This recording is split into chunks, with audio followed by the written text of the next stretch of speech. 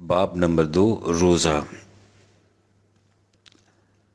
قرآن کی روح سے روزے کے احکام مختصر الفاظ میں بیان کیے جاتے ہیں۔ یہ احکام سورہ بقرہ میں آئے ہیں۔ متعلقہ آیات یہ ہیں۔ نمبر 1، یا ایھا الذین آمنوا کتب علیکم الصیام کما کتب علی الذین من قبلکم لعلکم تتقون۔ اے پیروان دعوت ایمانی، جس طرح تم سے پچھلی قوموں پر روزہ فرض کیا گیا تھا اسی طرح تم پر بھی روزہ فرض کر دیا گیا ہے تاکہ تم قانون خداوندی کی نگہداشت کر سکو۔ نمبر 2، ایام معدودات، یہ روزے چند گنے ہوئے دنوں کے ہیں۔ فمن کان منکم مریضا او علی سفر فعدۃ من ایام اخر۔ پھر جب کوئی تم میں سے بیمار ہو یا سفر میں ہو تو وہ دوسرے دنوں میں روزے رکھ کر گنتی پورے کر دے۔ وعلی الذین یطیقونہ فدیۃ طعام مسکین، اور جو لوگ بدشواری روزے رکھ سکیں ان کے لیے روزے کی بجائے ایک مسکین کو کھانا کھلا دینا کافی ہے۔ فمن تطوع خیرا فہو خیر لہ وان تصوموا خیر لکم ان کنتم تعلمون۔ اس کے بعد اگر کوئی اپنی خوشی سے زیادہ کر لے تو مزید اجر کا موجب ہوگا۔ اگر تم سمجھ بوجھ رکھتے ہو تو تمہارے لیے روزہ رکھنا بہتر ہے۔ شہر رمضان الذی انزل فیہ القرآن، روزے رمضان کے مہینے کے ہیں جس میں قرآن نازل کیا گیا ہے۔ فمن شاہد منکم الشہر فلیصمہ ومن کان مریضا او علی سفر فعدۃ من ایام اخر۔ لہٰذا تم میں سے جو کوئی اس مہینے میں اپنے گھر پر موجود ہو تو اسے اس مہینے کے روزے رکھنے چاہیے۔ البتہ اگر تم میں سے کوئی بیمار یا سفر میں ہو تو وہ دوسرے دنوں میں گنتی پوری کرے۔ وَكُلُوا وَاشْرَبُوا حَتَّى يَتَبَيَّنَ لَكُمُ الْخَيْطُ الْأَبْيَضُ مِنَ الْخَيْطِ الْأَسْوَدِ مِنَ الْفَجْرِ ثُمَّ أَتِمُّوا الصِّيَامَ إِلَى اللَّيْلِ 2/187۔ اور کھاؤ پیو یہاں تک کہ تمہارے لیے صبح کی سفید دھاری سیاہ دھاری سے متمیز ہو جائے، پھر رات تک روزہ پورا کرو۔ أُحِلَّ لَكُمْ لَيْلَةَ الصِّيَامِ الرَّفَثُ إِلَى نِسَائِكُمْ 2/187۔ اور تمہارے لیے روزوں کی راتوں میں اپنی بیویوں سے اختلاط حلال کیا گیا ہے۔ ان آیات سے معلوم ہو گیا کہ روزے رمضان کے مہینے کے ہیں، 3 دن یا 9 دن کے نہیں بلکہ پورے مہینے کے ہیں۔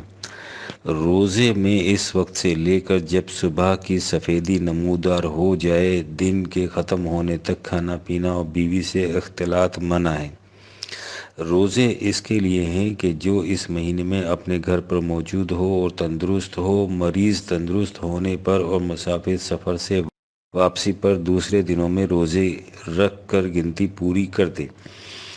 اب ایک اور شکل باقی رہ جاتی ہے اور وہ یہ کہ ایک شخص عام عرفی معنوں میں نہ تو بیمار ہے نہ مسافر ہے لیکن کسی وجہ سے اسے روزے رکھنے دشوار ہیں۔ مثلا ایک بوڑھا آدمی اپنے گھر پر موجود ہے اور مریض بھی نہیں ہے لیکن بڑھاپے کی وجہ سے کمزور اتنا ہے کہ بمشکل روزے رکھ سکتا ہے۔ ظاہر ہے کہ اس سے یہ نہیں کہا جا سکتا کہ وہ رمضان کے بعد دوسرے دنوں میں روزے رکھ کر گنتی پوری کر دے۔ ایسے لوگوں کا حکم آیت نمبر 4 میں بیان کر دیا گیا ہے کہ جو لوگ ایسے ہوں کہ بمشکل روزہ رکھتے ہیں انہیں اپنے آپ کو دشواری میں ڈالنے کی ضرورت نہیں، وہ روزے کے بجائے ایک مسکین کو کھانا کھلا دیں۔ اور فرمائیے اوپر کی تینوں شقوں میں ہر قسم کے حالات جمع ہو گئے ہیں اور یہی احکام کی جامعیت کا تقاضا تھا۔ ہم نے الذین یطیقونہ کا ترجمہ وہ لوگ جو بادشواری روزہ رکھ سکیں کیا ہے، حالانکہ اس کا عام ترجمہ اور جو لوگ روزہ رکھنے کی طاقت رکھتے ہوں کیا جاتا ہے۔ یہ ترجمہ صحیح نہیں، اس لیے کہ اس ترجمے کی روح سے مطلب یہ ہوگا کہ جو لوگ روزہ رکھنے کی طاقت رکھتے ہوں وہ تو ایک مسکین کو کھانا کھلا دیں، اور جن میں روزہ رکھنے کی طاقت ہی نہ ہو وہ روزے رکھا کریں۔ حالانکہ قرآن کا یہ منشا نہیں ہو سکتا۔ بات یہ ہے کہ لفظ طاقت کا جو مفہوم ہمارے ہاں اردو میں رائج ہے وہ اس سے مختلف ہے جو عربی زبان میں اس کا مفہوم ہوتا ہے۔ اس کے لیے عربی زبان کی لغات دیکھیے، محیط المحیط جلد دوم صفحہ 1304 میں ہے، طاقت کے معنی کسی چیز پر قدرت رکھنا ہے، لیکن یہ قدرت کی ایسی مقدار کو کہتے ہیں جسے انسان بمشقت کر سکتا ہے۔ دراصل یہ لفظ اس طوق سے ماخوذ ہے جو کسی چیز کو اپنے گھیرے میں لے لیتا ہے۔ لا تحملنا ما لا طاقت لنا به کے معنی یہ نہیں کہ جس کی اس میں قدرت نہ ہو، بلکہ اس کے معنی یہ ہیں کہ جس کا بجا لانا ہمیں دشوار ہو۔ اسی طرح عربی کی مشہور لغت لسان العرب صفحہ 103 جلد 12 میں ہے، طاقت قدرت کی اس مقدار کا نام ہے جو کسی انسان کے لیے بامشقت کرنا ممکن ہو۔ مفتی محمد عبدہ اپنی تفسیر المنار صفحہ 155 جلد 2 میں فرماتے ہیں، اتوقاتن دراصل مکنت اور قدرت کے بالکل ادنا درجے کا نام ہے۔ چنانچہ عرب اتوقع شیء صرف اس وقت کہتے ہیں جب اس کی قدرت نہایت ہی ضعیف ہو، یعنی بدشواری اسے برداشت کر سکتا ہو۔ چنانچہ یطیقونہ سے مراد بوڑھے، ضعیف اور اپاہج لوگ ہیں جن کے آزار کے دور ہو جانے کی کوئی توقع نہیں کی جا سکتی، اور وہ لوگ ہیں جو انہی کی طرح معذور ہیں، یعنی ایسے کام کاج کرنے والے لوگ جن کی معاش خدا نے پرمشقت کاموں میں رکھ دی ہے۔ اسی بنا پر امام راغب نے لکھا ہے کہ طاقت قدرت کی اس مقدار کا نام ہے جس کا کرنا انسان کے لیے بمشقت ممکن ہو۔ اس کی تائید تفسیر کشاف سے بھی ہوتی ہے جس میں لکھا ہے کہ طاقتن کے مفہوم میں وہ کام آتے ہیں جنہیں بتکلف یا بامشقت کیا جا سکے، اور وَعَلَى الَّذِينَ يُطِيقُونَهُ سے مراد بوڑھے مرد اور بوڑھی عورتیں ہیں جن کے لیے روزہ نہ رکھ کر فدیہ دینے کا حکم ہے۔ چنانچہ اسی بنا پر یہ آیت ثابت ہے، منسوخ نہیں ہے۔ تفسیر کشاف صفحہ 255 جلد 1۔ تفسیر روح المعانی میں ہے، عربی زبان میں الوسع کا لفظ اس قدرت کا نام ہے جو سہولت کے ساتھ ہو، اور طاقتن کا لفظ اس قدرت کا نام ہے جو شدت اور مشقت کے ساتھ ہو۔ لہٰذا آیا زیر نظر کے معنی یہ ہوں گے، اور ان لوگوں پر جو شدت اور مشقت کے ساتھ روزہ رکھ سکتے ہیں ایک مسکین کو کھانا کھلا دینا ہے۔ روح المعانی صفحہ 59 جلد 2۔ تصریحات بالا سے آپ نے دیکھ لیا کہ عربی زبان میں لفظ طاقتن کا مفہوم کیا ہے، اور اسی بنا پر وَعَلَى الَّذِينَ يُطِيقُونَهُ کا ترجمہ اور جو لوگ روزہ رکھنے کی طاقت رکھتے ہوں صحیح نہیں ہو سکتا۔ اس کا صحیح ترجمہ یہ ہے کہ جو لوگ بدشواری روزہ رکھ سکیں۔ جیسا کہ آپ جانتے ہیں کہ قرآن کا اسلوب یہ ہے کہ وہ ایک اصول بیان کر دیتا ہے اور اسے امت کے اجتماعی نظام پر چھوڑ دیتا ہے کہ وہ اس کی جزئیات خود متعین کر لے۔ چنانچہ علی الذین یطیقونہ میں بھی یہی اسلوب اجتماعی اختیار کیا گیا ہے۔ یہاں ایک اصول بیان کر دیا گیا ہے اور اس کی تفصیلات خود بیان نہیں کی کہ وہ لوگ کون ہیں جو بمشقت روزہ رکھ سکتے ہیں، اس کی تفصیل پہلے بھی متعین کی جا چکی ہے اور اس پر اب بھی غور کیا جا سکتا ہے۔ چنانچہ علامہ قرطبی کی کتاب جامع احکام القرآن صفحہ 368 369 جلد 2 میں ہے: تمام علماء کا اس پر اتفاق ہے کہ بوڑھے مرد اور بوڑھی عورتیں جو روزہ رکھنے کی طاقت ہی نہیں رکھتے یا شدید مشقت کے ساتھ طاقت رکھتے ہیں، ان کے لیے روزہ نہ رکھنا جائز ہے، مگر اس میں اختلاف ہے کہ ایسے لوگوں کے ذمے کیا ہے۔ چنانچہ امام ربی اور امام مالک نے کہا ہے کہ ان کے ذمے کچھ بھی نہیں ہے۔ البتہ امام مالک نے کہا کہ اگر یہ لوگ روزانہ ایک مسکین کو کھانا کھلا دیں تو میرے نزدیک یہ پسندیدہ ہے، اور حضرت انس رضی اللہ عنہ، ابن عباس رضی اللہ عنہ، قیس بن السائب رضی اللہ عنہ اور ابو ہریرہ رضی اللہ عنہ نے فرمایا ہے کہ ان لوگوں کے ذمے فدیہ ہے، قضا نہیں ہے۔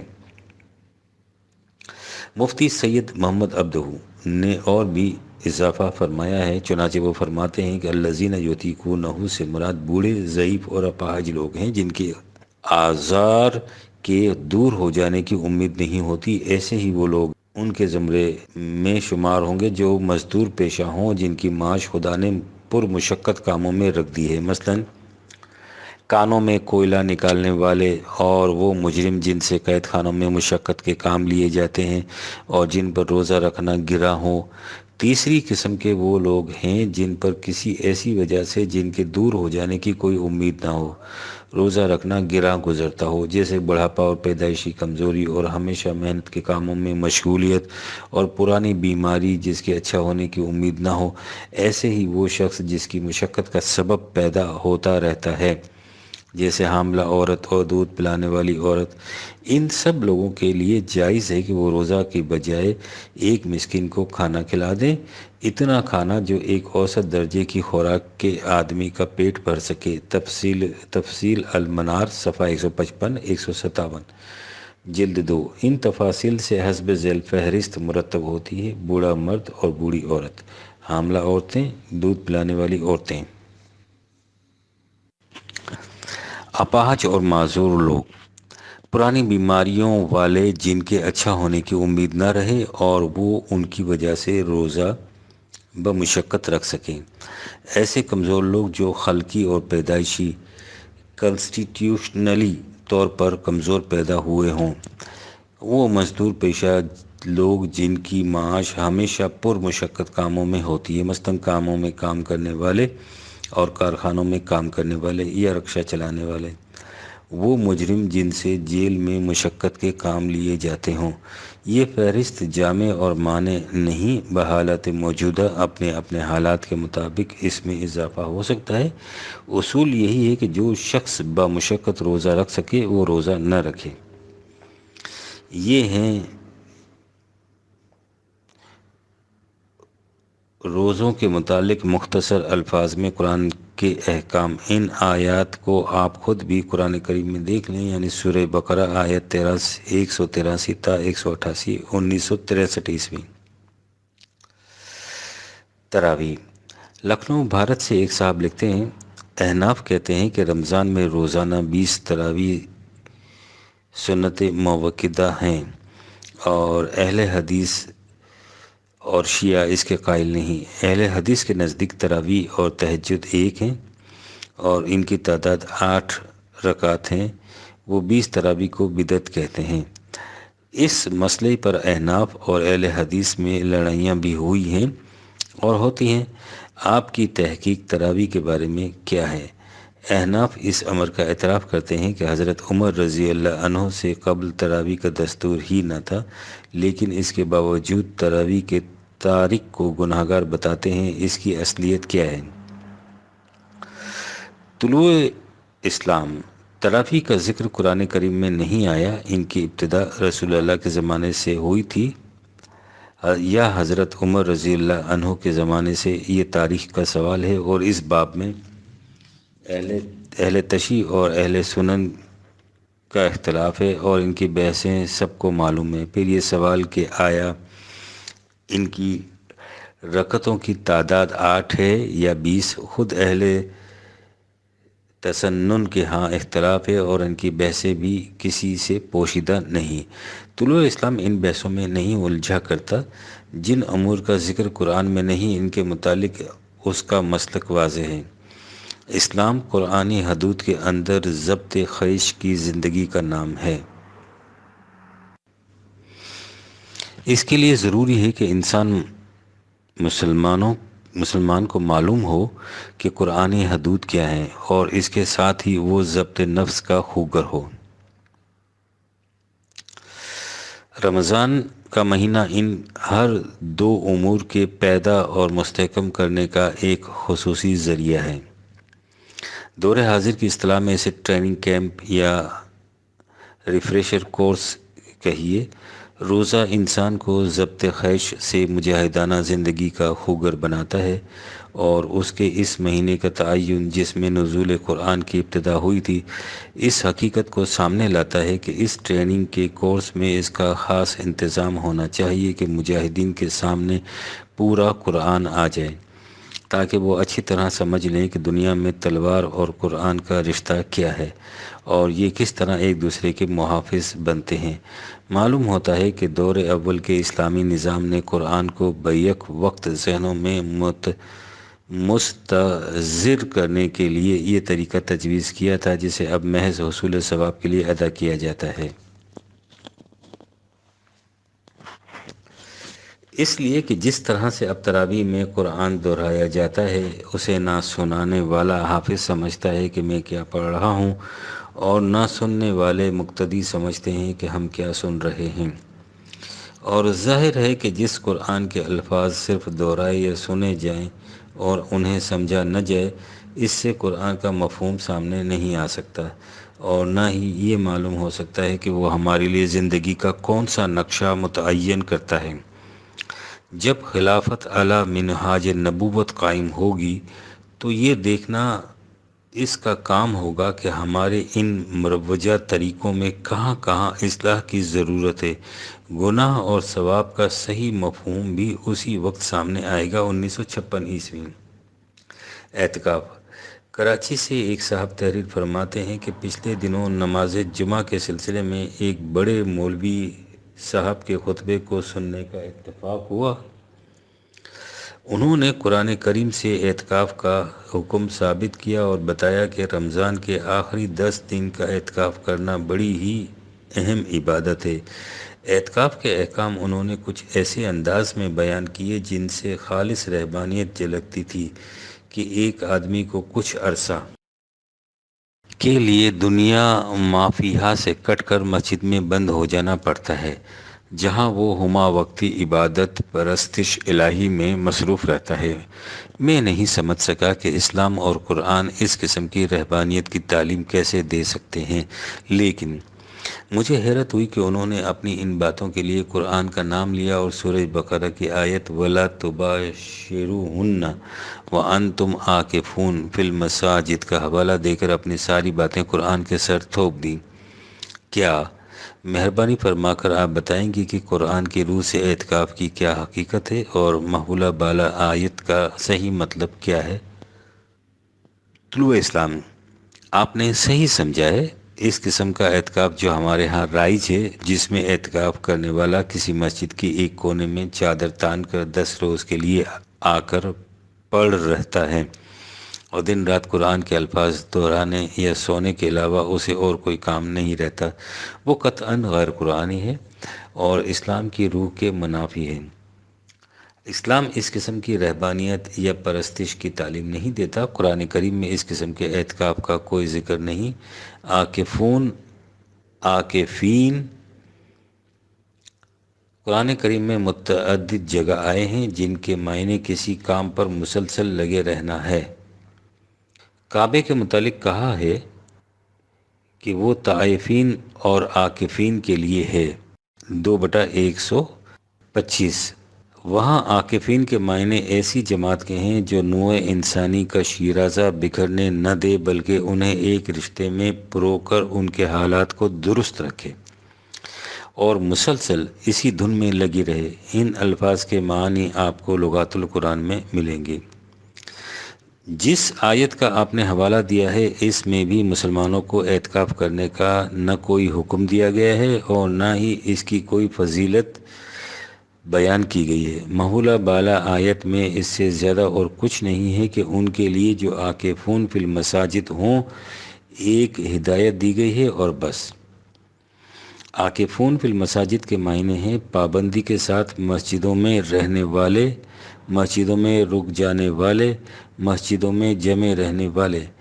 یہ عاکفون فی المساجد جن کا تذکرہ ضمن روزوں کے احکام میں کیا گیا ہے کون لوگ ہیں؟ اس کو سمجھنے کے لیے مختصراً اتنی سی بات ذہن میں رکھیے کہ روزے دراصل مسلمانوں میں ضبط نفس اور قوت برداشت پیدا کرنے کا ایک ٹریننگ کورس ہیں، اور مسجدیں مسلمانوں کی حیات ملی میں مرکزی حیثیت رکھتی ہیں۔ روزوں کے ضمن میں یہاں مساجد سے مفہوم ٹریننگ سینٹر یا ٹریننگ کیمپ ہیں۔ اس کے بعد یہ سمجھیے کہ اس سالانہ ٹریننگ کورس میں کچھ لوگ لازماً ایسے بھی ہو سکتے ہیں جن کو رات اور دن میں بھی کچھ ضروری امور کی تکمیل کے لیے ٹریننگ سینٹر یا ٹریننگ کیمپ میں روک لیا جائے، جیسا کہ پچھلی آیات میں وضاحت کے ساتھ بتایا گیا ہے۔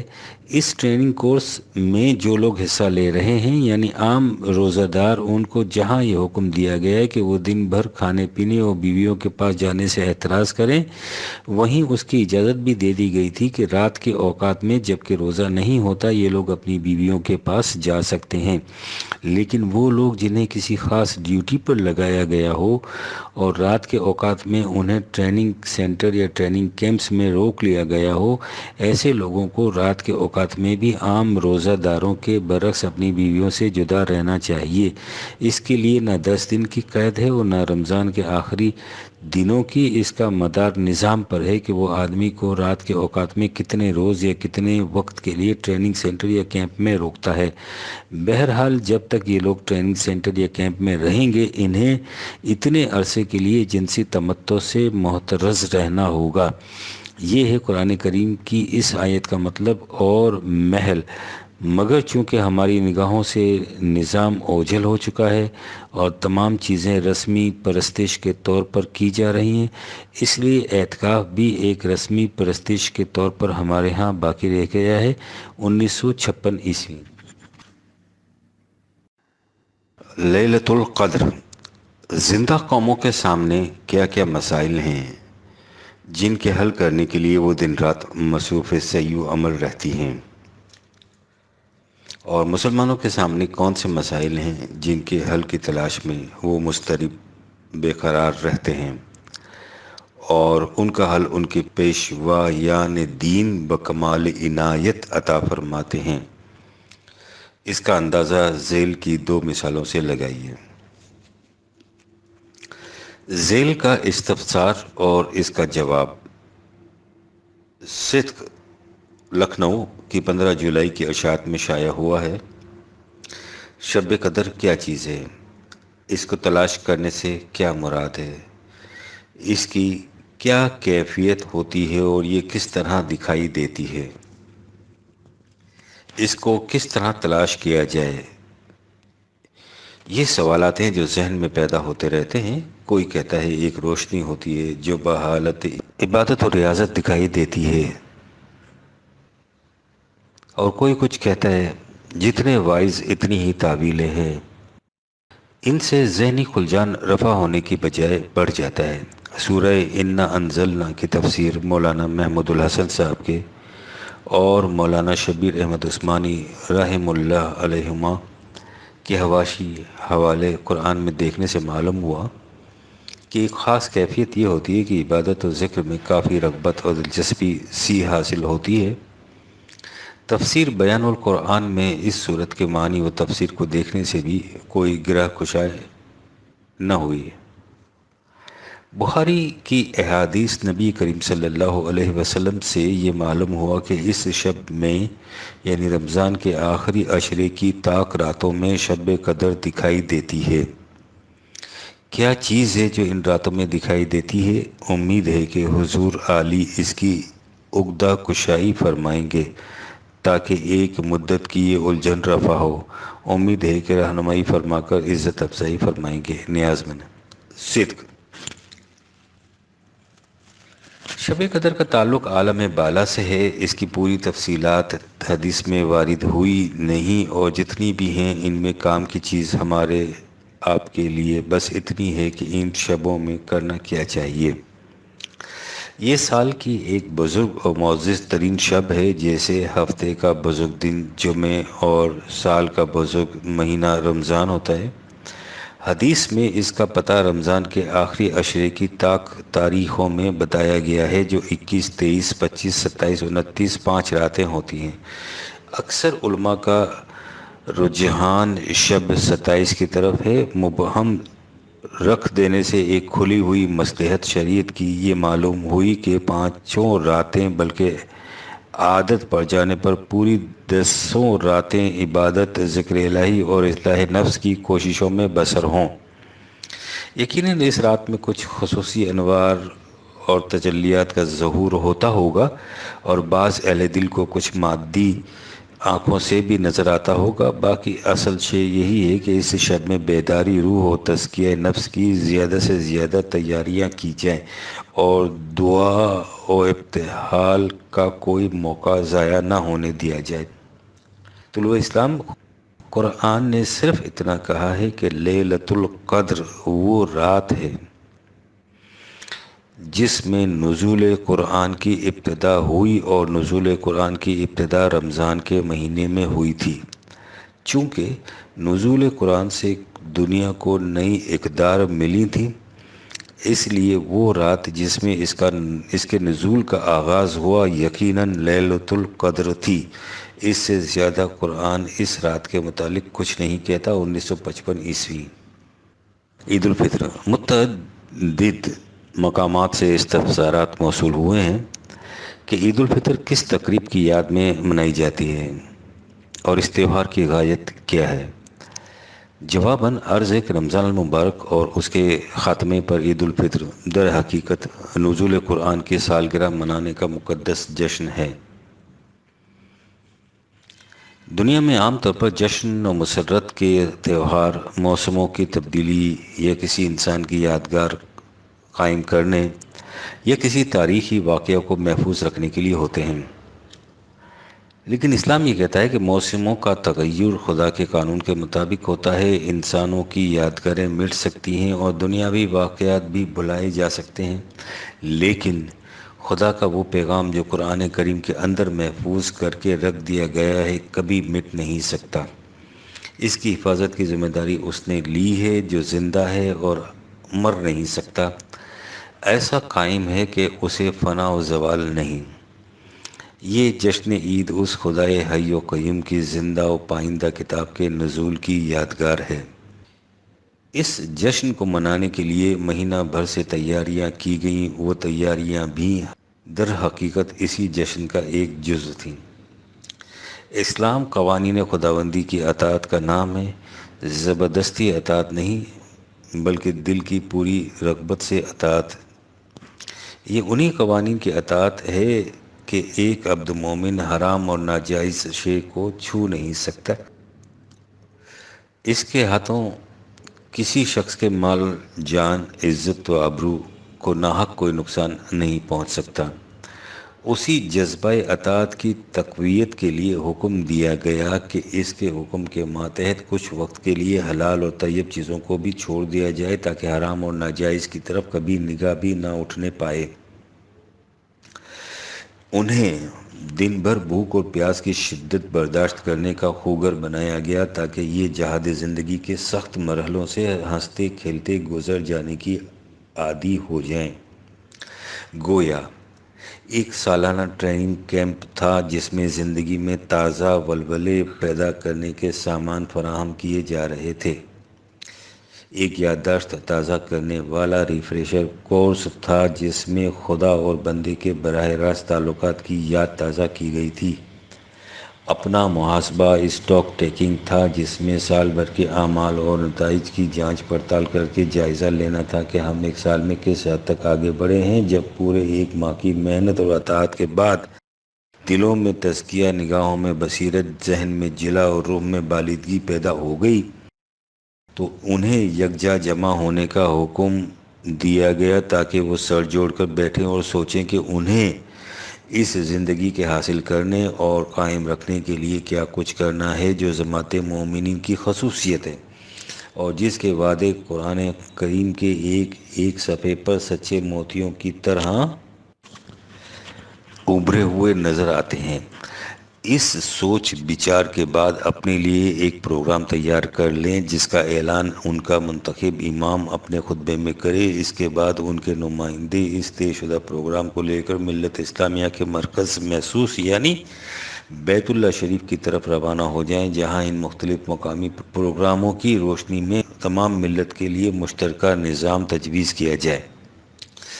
یہ ہے اس جشن مسرت کے مختلف اجزاء اور یہ ہے ان اجزاء کی اجمالی تفصیل۔